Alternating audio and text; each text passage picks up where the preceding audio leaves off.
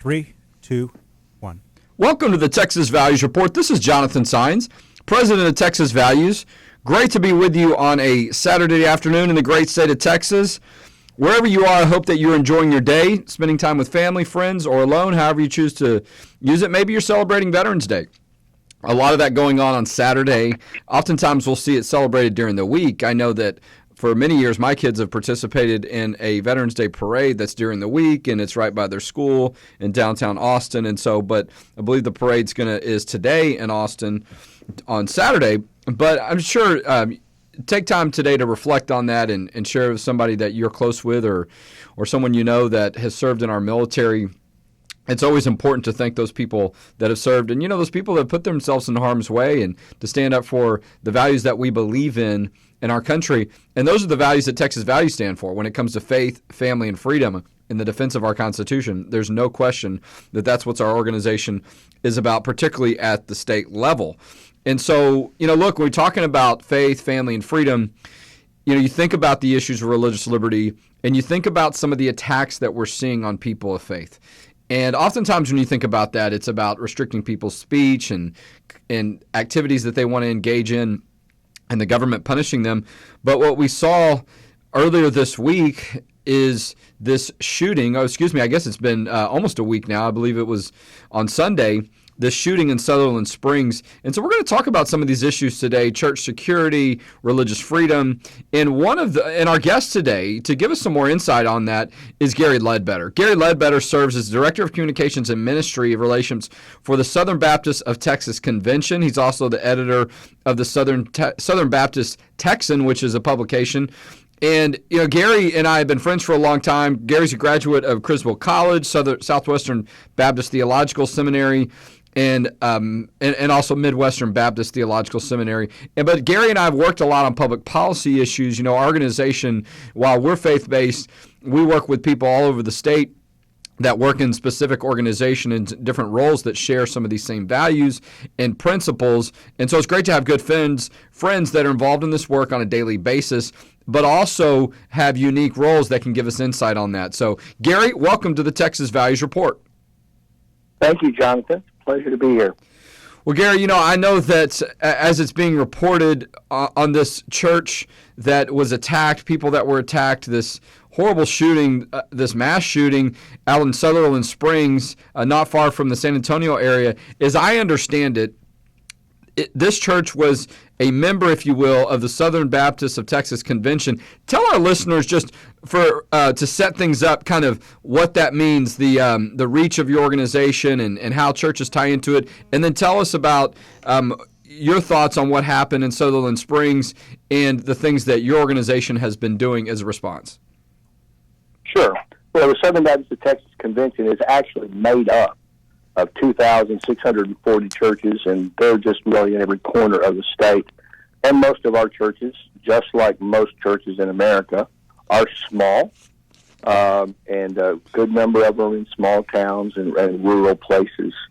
So First Baptist Church of Sutherland Springs is not really atypical of the churches in the state, whether they're Assembly of God or Methodist or whatever. But they affiliate with us. It's a self-governing church. We don't tell them what to do at all. Our role is to find out what our churches need in order to fulfill their God-given role, their Great Commission task, and do everything we can to help them accomplish it. Well, look, and that's important oftentimes, too. Sometimes the churches that are smaller, they know what's important to their own community and the people that attend their church.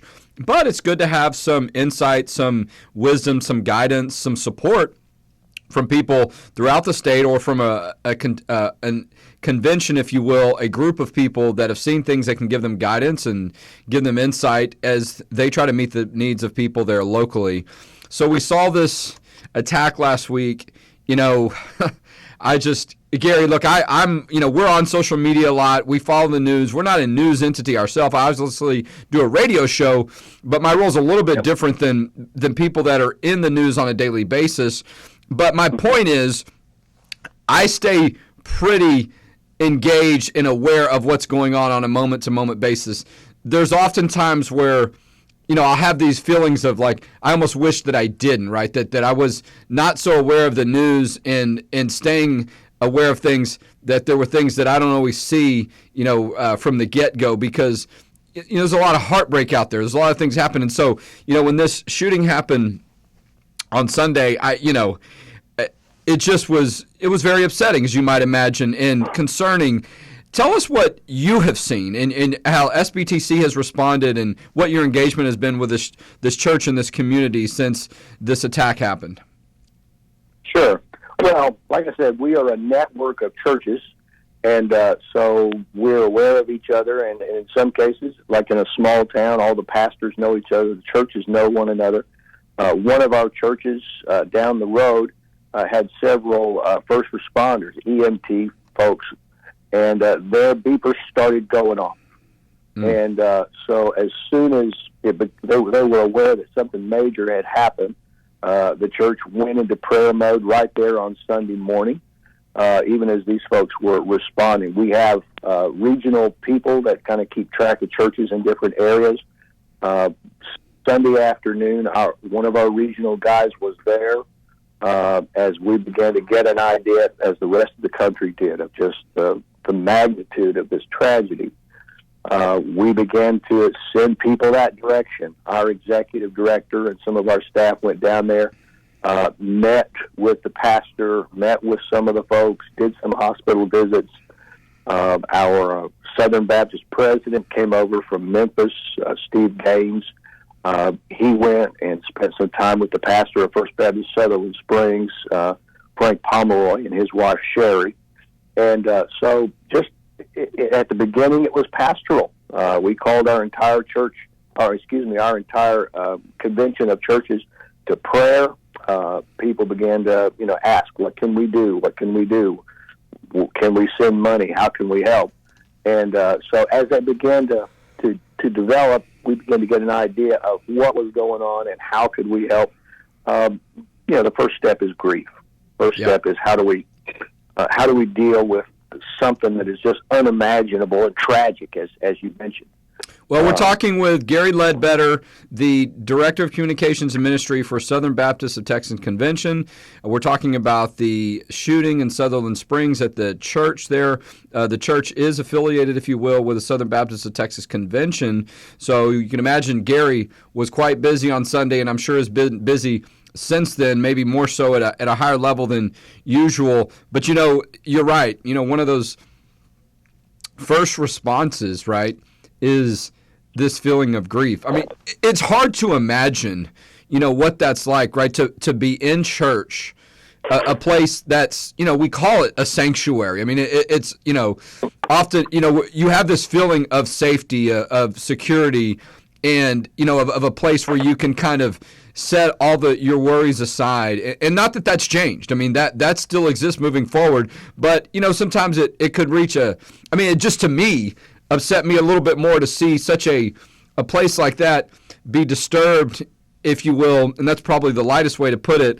As the reports are saying, 26 people were killed that were killed by this gunman, another 20 injured, and then the individual that was shooting, that was the attacker, died somehow afterwards. There's reports that that it was a self-inflicted wound, but we know that there were gunshots. There were people, there were neighbors that were pursuing him, or at least one. And so, but let's step back for a second. A lot of attention on this community. The governor's been there, Governor Abbott, Lieutenant Governor, the Vice President, Mike Pence was there earlier this week. A lot of talk, there's been some talk this week too, though, about church security. We know during the legislative session there was new legislation passed as a part of another bill. It was a standalone bill at one point, but it didn't get through. But that our organization supported, I know your organization supported, that lightens the restrictions that were in place, if you will, or allows, for the churches to have their own security without government interference. Tell us a little bit about that policy and why it's important for churches to be able to have security measures in place. Sure. Every time something like this happens, of course, people begin to get a little more interested in church security, and a good number of our churches, my church, for example, is a fairly small church, and we have what we call a health and safety team. And the way the law was written prior to this summer, those folks could not wear anything to indicate they were security, no kind of uniform or patch or anything like that. And they were not allowed to be armed. Now, unless your church is posted against it, anyone who comes into your church can carry a concealed weapon, but your health and safety team cannot. As the law changed effective September 1st, your health and safety team still cannot call itself a security agency, still can't wear badges or patches or any kind of uniform dress, but they now have the same rights as any other church member to carry concealed. And so that really was the big change, so that churches can intentionally have armed volunteers on the premises to provide safety. Now, that's not the only thing. That's probably not the primary thing that our health and safety teams do. Locking doors, is there anybody hanging around down in the preschool area, that kind of thing. It's just more mundane. But this did sort of add a level of intensity to their role and for their potential to keep the church safe. Well, look, there's a lot of talk about it this week. There's been several articles written about this legislation by Matt Rinaldi. Representative Rinaldi was trying to push this as a standalone piece of legislation. Look, it seems like the same issue we talked about before, another piece of legislation that was blocked or held up or not passed by the House. And so, but got onto another piece of legislation. So, but there's been a lot of talk about it and interest this week, as you can imagine, with what happened in Sutherland Springs.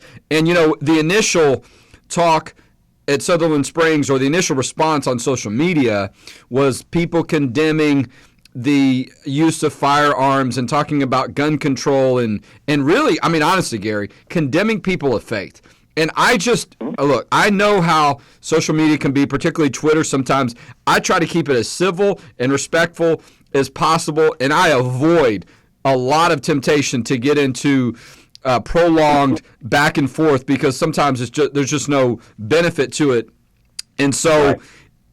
I'm not saying that this was an exception this week, but I allow myself maybe to get a little bit more engaged than I oftentimes do, and every now and then I will make that exception, because people were attacking people for praying. They basically were saying, calling the whole idea and concept really of a Christian into question, that because the shooting happened at a church and people were praying, apparently prayer doesn't work, we need something just attacking people for offering prayers, and look, and here's the thing. But this is what I said to one particular person who's a media representative from San Antonio.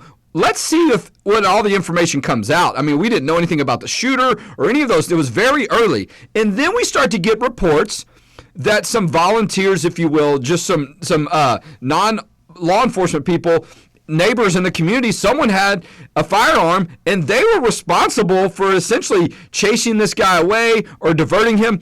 And I think you could argue preventing further shootings from happening and essentially saving lives. Yeah. Well, at the rally this Wednesday night, I was down there. About 3,000 people from the community came. Of course, this is a small town in a kind of a rural county, and so everybody was touched by this. And we were at Floresville High School. That ISD had several of students that were in the church who were killed.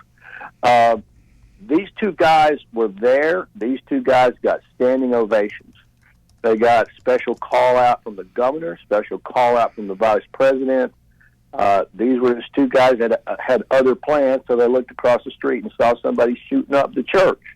And they responded, I don't know, as I think a lot of people would, to try to stop that violence and that violent man. So, I agree with you. The criticisms of people who prayed was over the top, and it really it provoked me as well. But then you've got this plumber who shot the shooter, and then you got the young man who helped chase him down. These guys have been lampooned in some of the leftist press. But, we here in Texas, we here in the middle of the country, we understand them. We understand what they did, and we admire them and hope that we would have had that kind of courage and self-sacrificial spirit. Well, and we're talking with Gary Ledbetter, the Director of Communications for the Southern Baptists of Texas Convention. One of the gentlemen's names, Johnny Langendorf. Am I pronouncing that correctly? Mm-hmm. He's a guy with the cowboy hat, probably has the, I don't know, maybe, the look that people think from other parts of the country, what some guy from Texas that would chase somebody down might look like. But, look, these aren't fictitious people.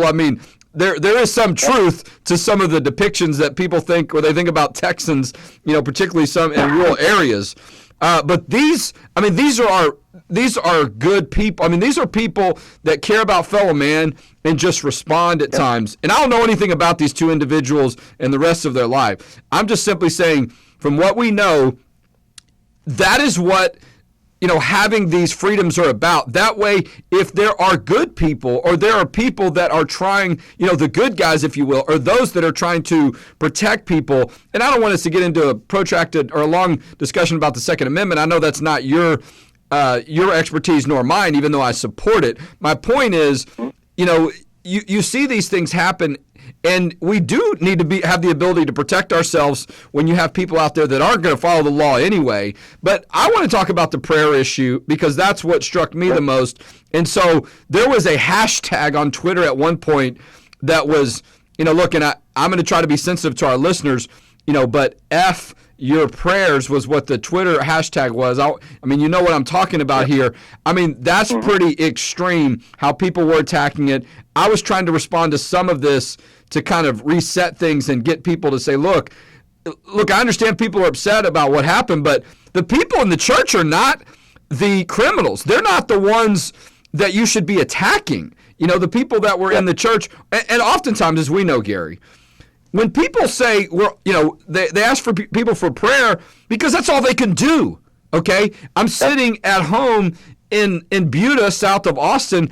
I can't rush out to the scene in Sutherland Springs and try to save the day, but maybe somebody else can, But all you can do in that moment is try to unite with your fellow Texan, your fellow man, and your fellow Christian, and offer up prayers. And the idea, and the fact that is not an idea, the fact that people were attacking other people and our elected officials for making those recommendations, really concerns me, and about the state of religious liberty and the state of faith in our country.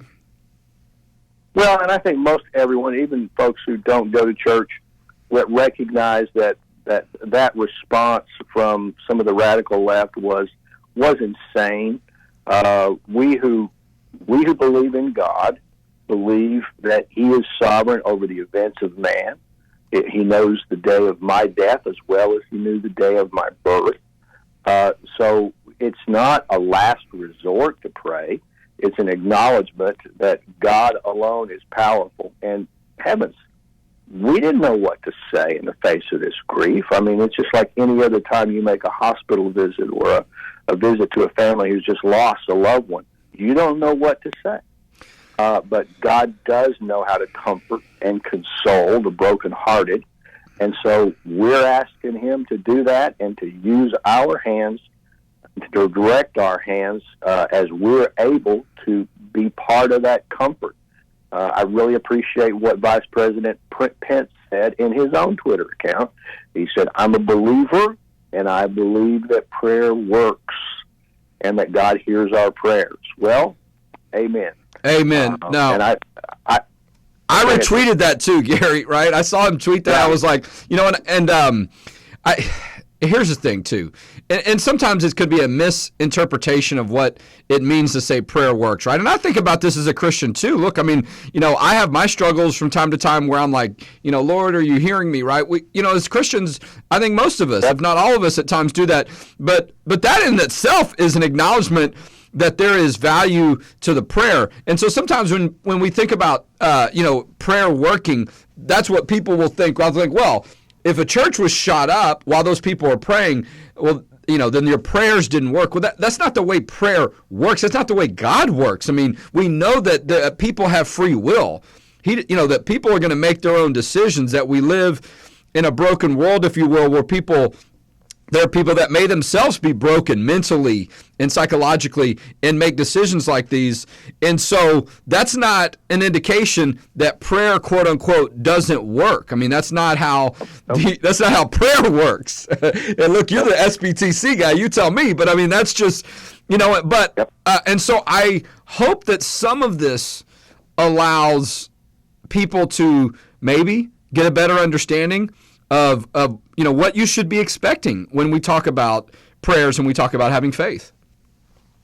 Well, and when you see, I mean, when I stood there in Floresville and looked across the field and saw Pastor Frank Pomeroy and his wife Sherry sitting there with the vice president and sitting there with Steve Gaines and the governor, and there were a lot of hugs, there was a lot of prayer, there was a lot of comfort from people who loved them. And listen, they didn't want somebody to give them $1,000. They wanted somebody to put an arm around them. They wanted somebody to show up and join them in prayer. So ask somebody who's actually grieved. Yeah. You can say what you want from Los Angeles or New York if you like, but ask somebody who's grieved, and you say, "Can I pray with you?" And they're going to be so grateful. So there's a grace that God gives, and that's one of the things that we've been praying, that these folks, these families, even these people who are still in the hospital, that God would give them that grace, that God would give them that strength and that healing. And these people are just so needy for that and so grateful for it. So it's real, and if you're not there, you may not believe it, but if you are there, you do.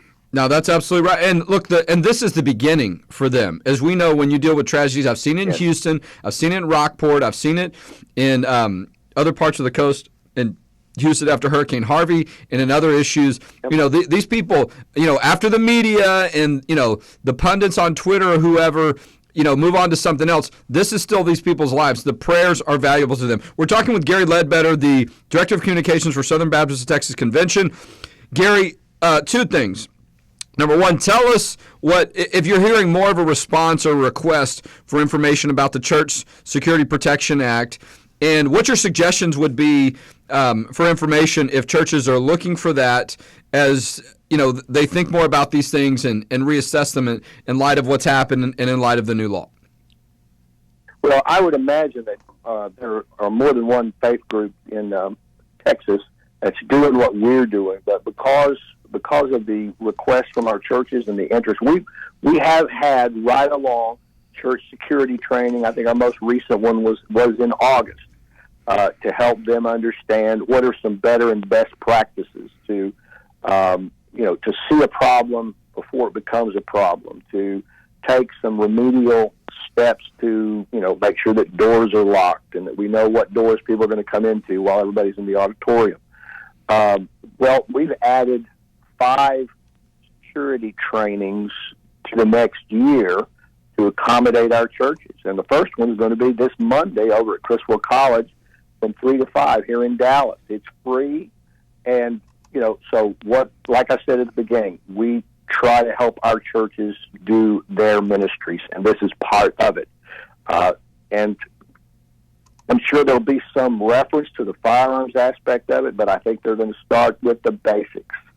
What's the goal of your church security? What are you currently doing? We provide on-site evaluations of security practices and your building, all of that, so that we can know how to counsel you in church security. We've got a couple of consultants very knowledgeable in this area.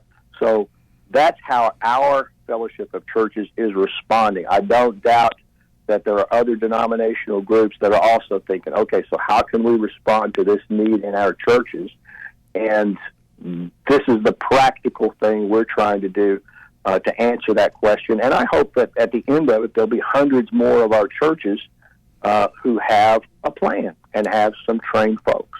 Well, we're about to run out of time here. Gary, it's so great to have you on. I want to just touch on one other thing. During the legislative session, And that's good information. Look, go to their website, to the Southern Baptist Texas Convention's website, and get connected so your church can get more information about these issues.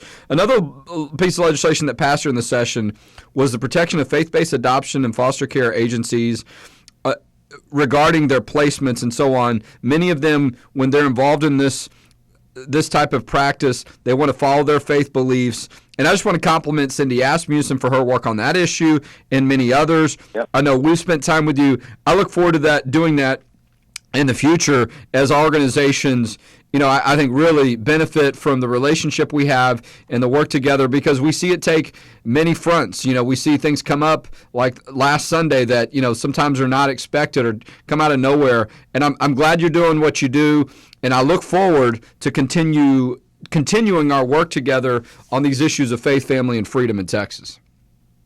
I do too. I'm grateful for your work, Jonathan, and just the energy with which it's pursued. Texas is so blessed to have so many pro-family organizations. Some states don't have that. And it's great to have, even when we don't all see the same path forward, but to see such a powerful coalition of folks who believe in life and family and religious liberty. And this bill's an example of that. It's very important. I mean, I am with Mrs. Abbott, I'm with Chief Whitman, and all of these other folks who say we need more churches and people of faith to adopt and foster. And we come back and say, okay, well, let's protect our rights to do this for gospel reasons. And I'm so grateful that the legislature responded positively with this bill, because it takes one little bit of a burden off those people who are trying to do it. Well, we're out of time for this week. Gary Ledbetter from the Southern Baptist of Texas Convention has been our guest. What a great segment, some great information. It's going to be podcasted if you want to share with other people, but we'll be back here live next week on the Texas Values Report. Thank you, Jonathan.